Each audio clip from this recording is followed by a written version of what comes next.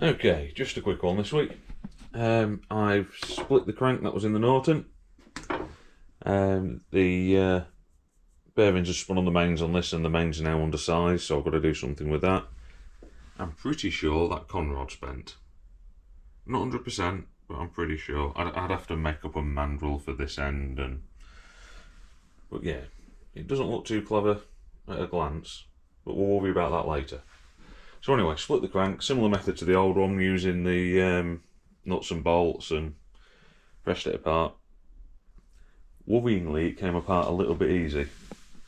And when you look at that big end, yeah, in that part, there's signs that there's been some little bits of movement in there. So you never know, that might be scrap, unless I can find an oversized big end pin. Yeah, not to worry though. Right, anyway, so I need to take these, machine these down, because they're meant to be an inch. They're no longer an inch, they're a little bit below. But it's still quite a long way to go down to 25mm to put metric bearings in, which, you know, we're going to sleeve the crankcases so that, you know, we'll just, whatever we end up doing on the crank, we'll make the crankcases suit. So, didn't know what the mains were made out of. Didn't know what grey steel this was, what kind of tempers on it. So I thought I'll chuck that side up in the lathe, get it nice and true. Got the big dial gauge out. It was just brilliant. No movement. Took 10 minutes or so, but absolutely spot on. Ground up some cutting tools and went, oh yeah, that's been hardened quite well. So it cleaned it, but it didn't take any material off. And then I remembered something that I think it was in one of Sir Harry Ricardo's books. Yeah, it was Sir Harry Ricardo, I'm sure. Talking about super finishing. Something Rolls-Royce started doing in the 1940s on the Merlin engines. Nothing to do with sort of engine efficiency, if you like, or longevity. The grinder, really nice finish on all the journals on the cranks. It was to save high octane fuel, because of course the better the finish was, the less high octane fuel they needed for the engines to break them in. And in order to do that, they'd chuck up the crank in whatever setup they had, and it was just two grinding stones, sort of concave, and they'd just clamp the crank with them and pour loads of coolant on and spin it like hell till it was the right size and nice and shiny. So I thought, well, I'll have a go at that. A little bit of crank grinding at home. So I took my old, flipping out, nearly threw it on the floor. Oil stone, broke it in two. I'd like to say half, but that is definitely not half. Chipped some of the edges off. Nearly tripped over my own feet there. Just to give it some clearance. Just around, like this nice big lumpy bit of crank there. I had to chip some bits off to make sure it cleared. Took the tool out the tool post and pushed it up against the crank.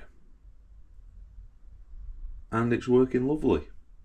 Now I've got my ways covered up as best as I can, and I am going to have to clean everything down good and proper when it's done, because you don't want bits of grinding stone and dust kicking about, because that's just a very quick way to wear your lathe out. So yeah, we've been trying that. It's a slow process, and I don't have a coolant pump on here, so you just got to keep spraying it with something to keep it as cool as you can. Now this end gets hotter than that end, because of course this has got a great big heat sink, but it's working. It's working. I don't know, about 20 minutes worth of grinding, taking about a thou off it. Still a long way to go, so it's a lot of grinding. Unfortunately, that 20 minutes took bloody hours, because every time you think, hey, up, that's getting a bit warm, you've got to stop, let it cool down. It takes a long time to cool down so you can get a proper measurement. So I need to come up with something, some kind of coolant setup. But yeah, it's working. So initially, just backed that off, clamped it up, and just let it follow the crank. This side was slightly slimmer than this side. This end was slightly slimmer than this end, but of course it was this bearing, the one hard up, that had done most of the spinning. And once I realised it was working, seemed to be taking meat off evenly, then adjusted this post so that the pressure's now on this section here, and hopefully it'll bring it back into true.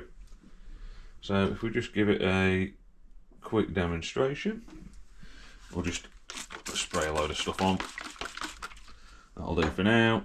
We've got the lathe spinning relatively fast, not too fast because of course that's got big bob weights on it and it'll just wobble like hell.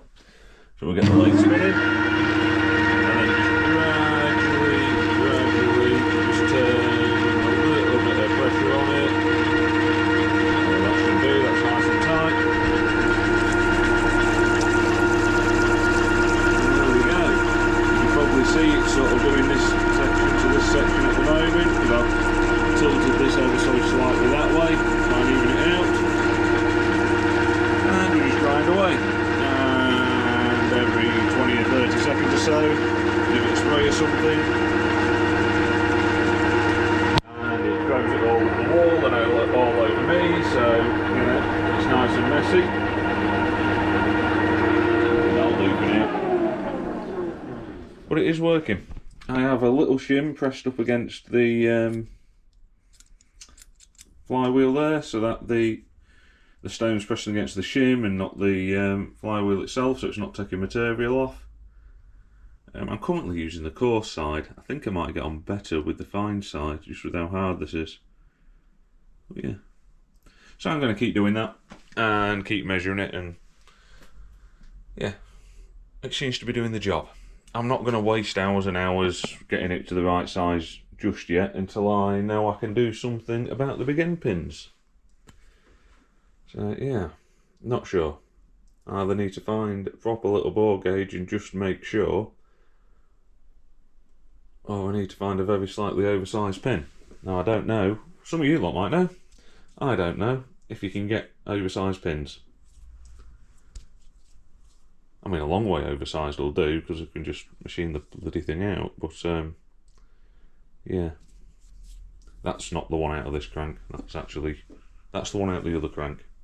That's not here because it's gone to get cleaned up. Because it was just very mucky. So it's gone to get vapor blasted. That's the one out of this crank. And like I say, it's a little bit dull around here, which does say, yeah, I do think that's been wobbling a bit.